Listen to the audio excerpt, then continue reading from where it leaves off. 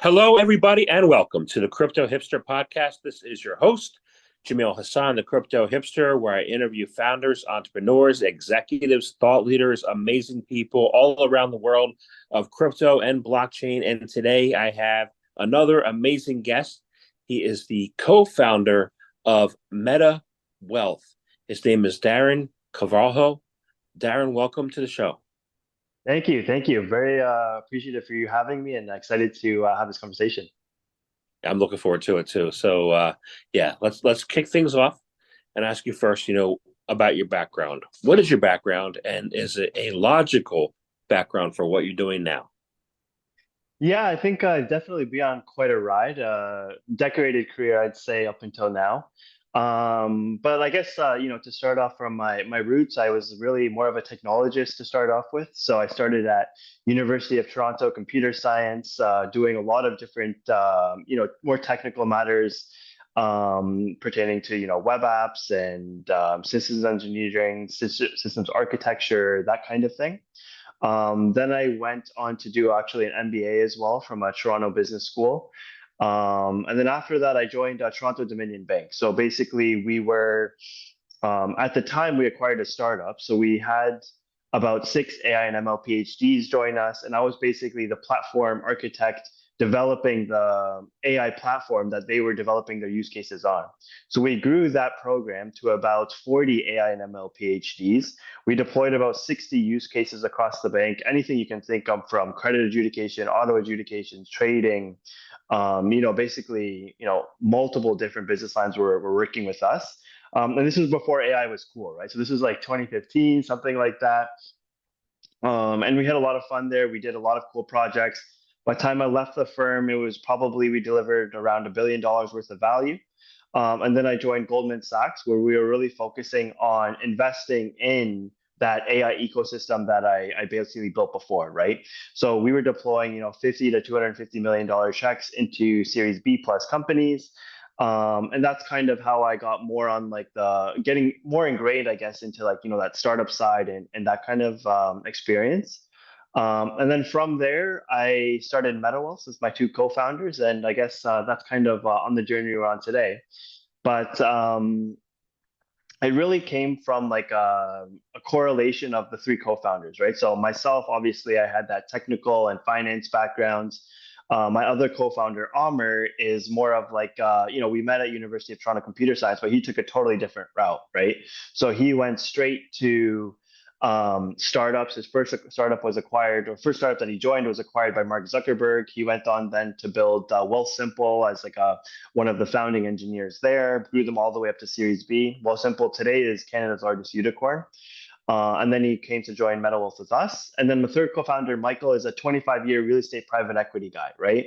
So like we always say, if we're a Venn diagram, that really middle piece of what we're doing is MetaWealth. And yeah, so we're happy to talk about that here today. Pretty exciting. Yeah. Let me back up first.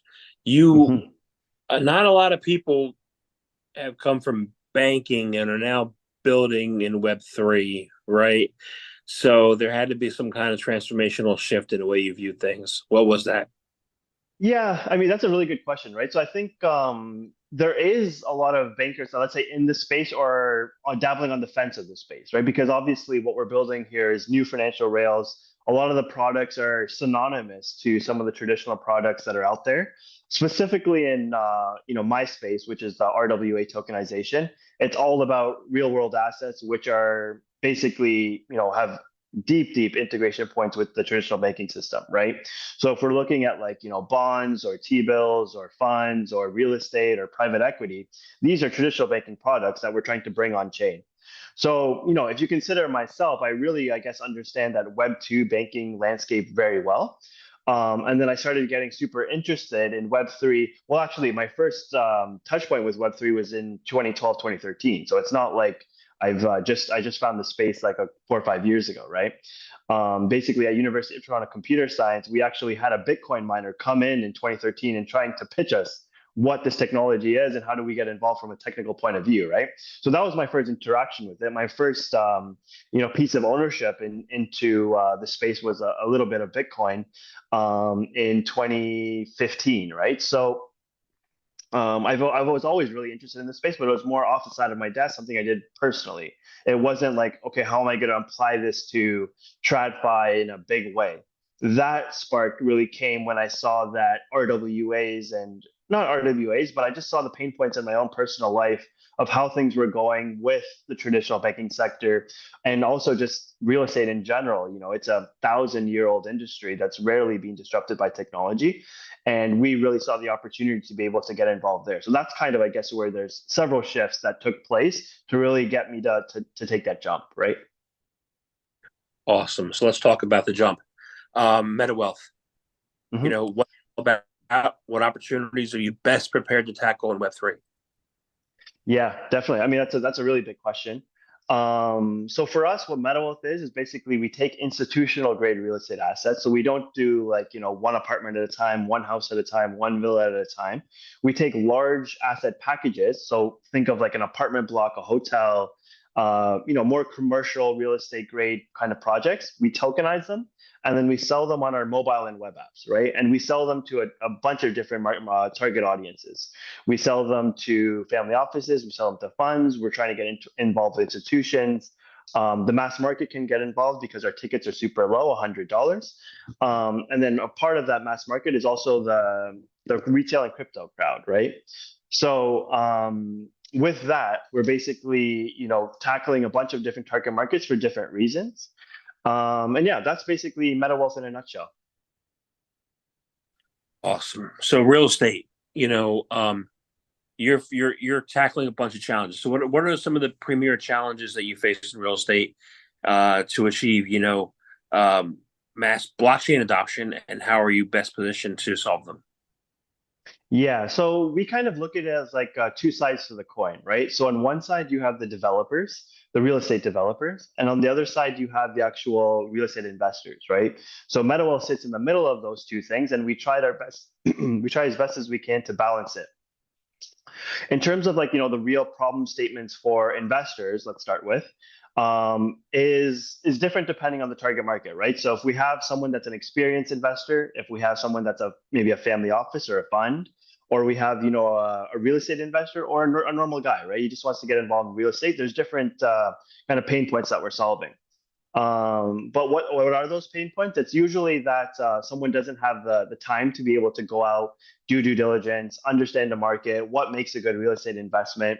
Then they have to do the money movement. How are they, like, depending on what geography they're investing in and what geography they're actually living in, they might have to move money across borders. The next thing is that they actually have to do, the legal paperwork, which is a huge process. It's an expensive process. They'll have to maybe sign with the notary, depending on the country and the jurisdiction. And then also, like, they got to make sure that they have the money, right? So they got to make sure that at the end of the day, they'll be able to afford these big down payments and all these third-party costs I just talked about, right? So ultimately, like, these are kind of the anchor pain points that we have across the board for our real estate investors. For our real estate developers, it's a little bit different, right? So real estate developers are usually selling to a localized crowd. So for example, if I'm in New York, I'm probably selling to New Yorkers. Like, it's pretty common. Or maybe New York is not the greatest example because there is a lot of foreign money coming in there. But as you can imagine, as you look, generally across major cities, it's usually the localized crowd that's participating, right? And the localized crowd is what's easier to market to. The second thing is that they only have access to the crowd of people that can afford it. So, the mom and pop shop or whatever that don't have the funds to be able to purchase a house, they're priced out of the market and the developers can no longer access that pool of capital, right?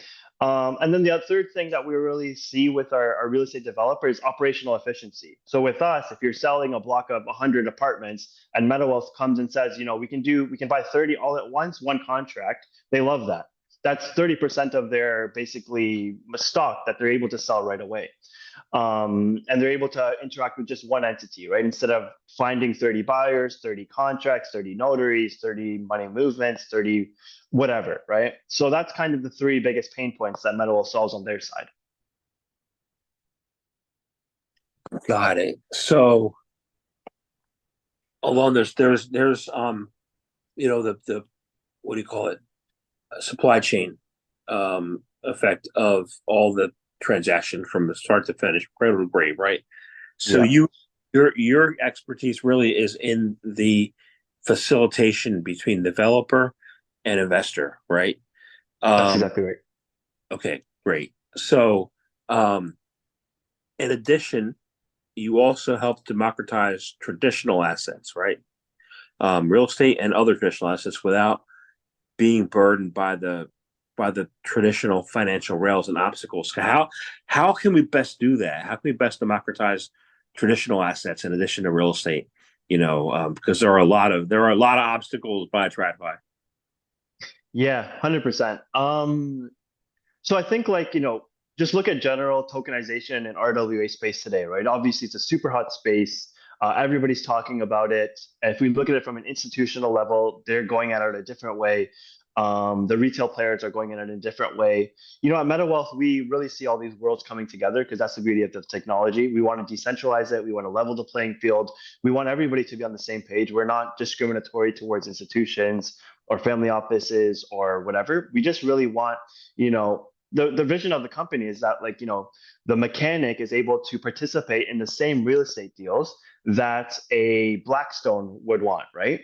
Like if we could get Blackstone and the mechanic on the same cap table, I think from an impact point of view, we would have done our job, like for sure. Um, and in the TradFi world, why you can ask yourself why do these big institutions have so much power? One is because they have so much experience, they have so much track record, they have so much capital behind them. They're able to go in and bully offers right out of the gate.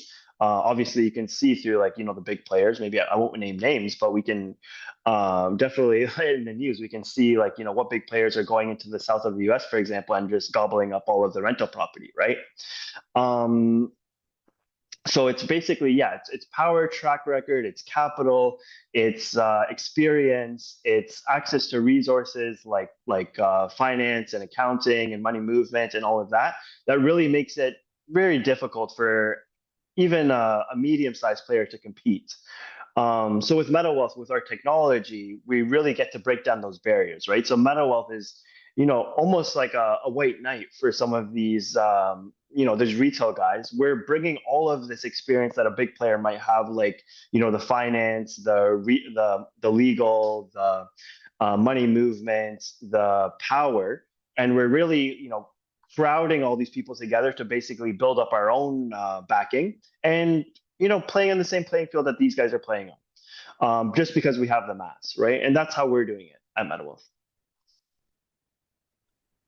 You said before part of your background was building up the AI capabilities at Goldman and then Toronto Bank, right? Right. Um, some people think that AI is going to be and is going to further help the mechanic, like you said, mechanic versus the corporate investor, right? Is Mm-hmm. going to help the mechanic and other people who have been thrusted onto the sidelines level the playing field. You Yeah. know, how do you see that playing field being leveled? How do you see opportunities for people who've been marginalized um, for their future to be able to be in this RWA game and perhaps exceed or surpass the traditional incumbents? Specifically with AI, you mean? Well, AI and then with RWA and real estate as a result of the AI. Yeah. Yeah, okay. So I think if you're talking about AI in general, some products we're thinking of with MetaWealth, obviously through my background, even Amar's background is pretty deep into AI as well. It's a lot about automation and making smart decisions and being able to make smart decisions faster, but also autonomously, right? So we're thinking of different products right now. Our expertise and the AI that's within the platform right now is really hidden. We believe that it shouldn't be we're not building an AI retail product, at least right now. What we're building is an automated way to do things. So in the future, we do think that robo advisors and robo asset allocation and auto investing are ways that we can make this happen. And if you think about it, if we're trying to, go up against, company XYZ, corporate company XYZ, that's deploying, let's say, 50 million a month into great real estate deals, MetaWealth should have the ability, or needs to have the ability to do the same thing, right? That's how we'll compete. It's basically a head-on-head basis. And to make that happen, something like an AI or a robo-advisor can help us with that, right? If someone, or the mechanic, if 100,000 mechanics pledge $100 a month towards real estate, then all of a sudden we have even more buying power than the Blackstone does, right? Or that company XYZ. And that's where, we'll have even more power than a company like that. But that's one example, right? There's several examples out there, and I think within DeFi, you can get even more specific and even more granular with some of the products that are, kind of off to the sidelines right now, but bringing them in-house, such as like collateralizations or asset-backed loans, or really ways to move money in smarter methods, would help the retail users like stretch their dollar a little bit more in terms of generating wealth for themselves. I'm glad you said that.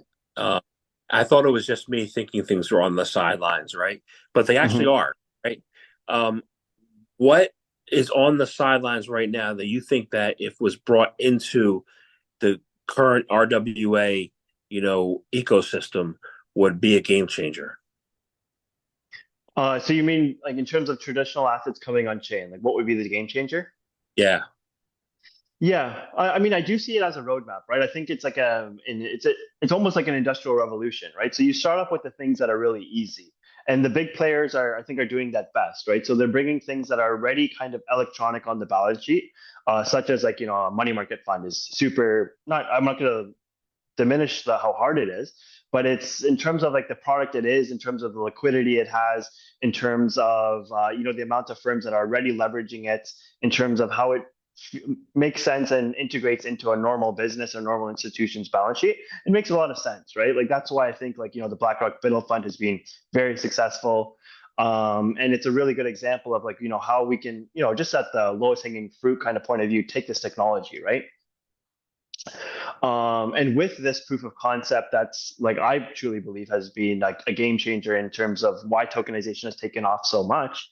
You can start moving into asset classes that are less disruptive, let's say, right? So I think private equity is going to be a big one, right? So private equity is a very traditional business, but I think I read a report somewhere that it's probably one of the most profitable businesses, period, right? In terms of like what you can do, private equity is pretty much the holy grail of profit.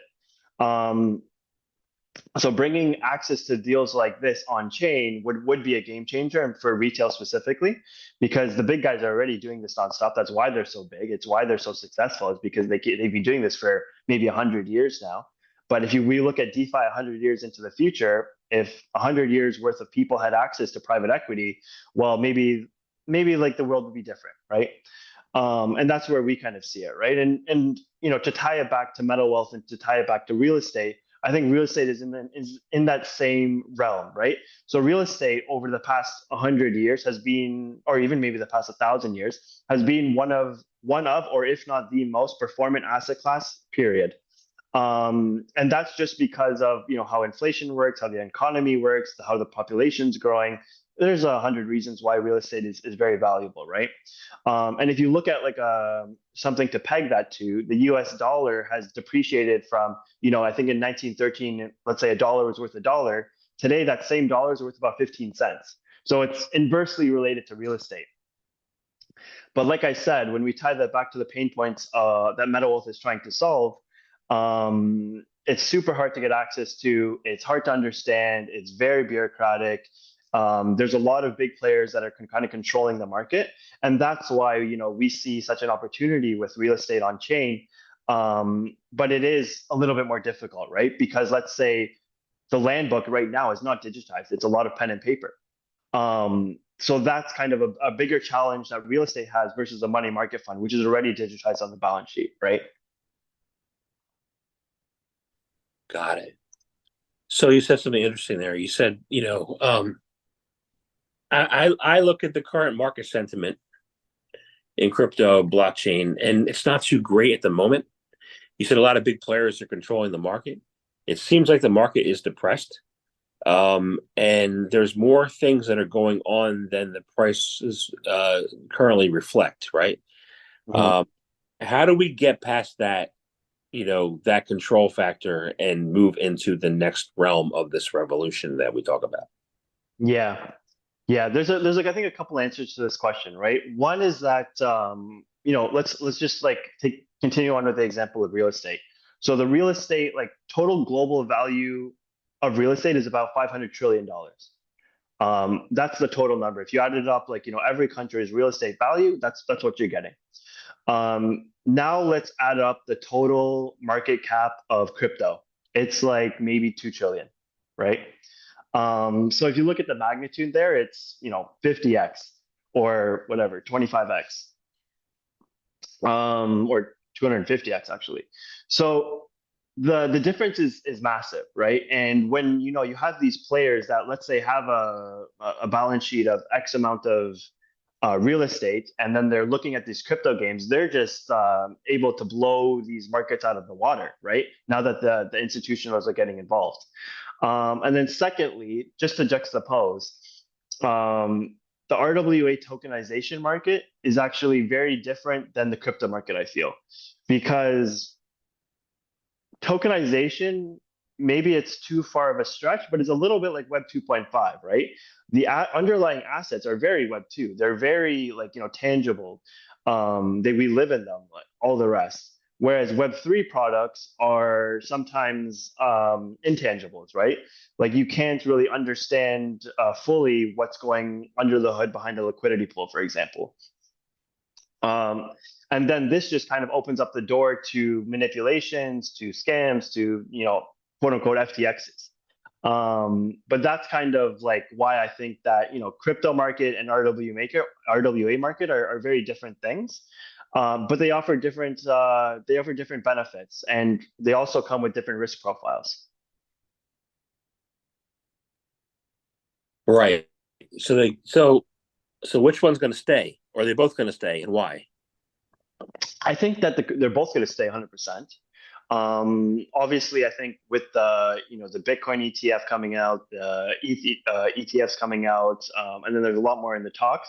I think more institutions are getting involved, especially as cryptocurrency becomes more transactable. It becomes more integrated into real world life. Like I know Solana had a really big partnership with PayPal and Stripe, and obviously there's a ton of different Ethereum apps that are coming into the real world. They're both going to stay, right? So, and I think that's when the inflection point of crypto and real world really makes sense, is when a lot of transactions, everyday payments are made on chain. Um, and then separately, the backing of any RWA platform is obviously the tokenized aspect, right? The blockchain aspect. So when I'm using the same currency to buy my coffee that I'm using to buy my house, then it's we're back to one world. So I don't think that there's like one's gonna out surpass the other. I think they're both growing at an incredible pace. Crypto has obviously had maybe probably 10 years on like 10 years lead time on top of tokenization. But we're both on that same journey and that same growth path, right? Got it. So, you mentioned Ethereum, you mentioned Solana. I want to change gears a little bit. I saw this on X. I want to make sure I'm right. You Mhm. switched from Ethereum to Solana earlier in the year for your That's platform. right. Why? Yeah. So I mean, there's a lot of different reasons, right? So I mean, we can talk about different aspects of it. We initially started on Ethereum just because it was the most well-known blockchain. We had, especially with our product, the users we're onboarding are very Web 2. We have to make sure that like, security is paramount. We can't have any like, issues in terms of that. So it was kind of like, and especially in terms of the protocols that were available, in terms of like the ERC20 tokenization protocol or token protocol, we were able to pretty quickly spin up the kind of technical platform that we needed to build. Um, so that's kind of why we were running on Ethereum for about a year. And now we're basically migrating all of that ecosystem to Solana.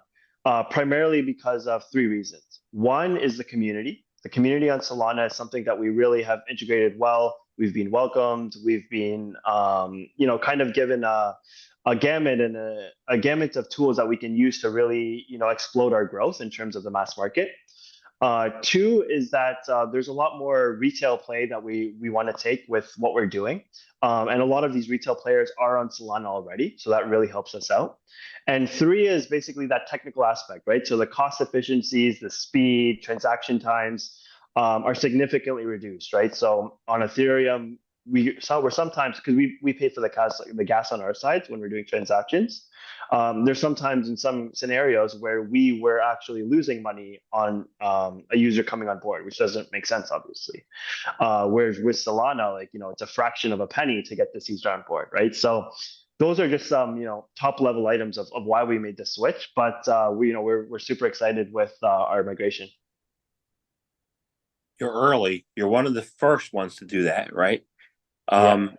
But I believe what you said makes a lot of sense. Solana is known for, people call it a trading currency, but it's known for the retail aspect. A lot of Yeah. retail meme coins. Now, what happens if the investment in meme coins becomes the investment in real estate and RWA instead of meme coins? Then what's possible? We actually want to see both.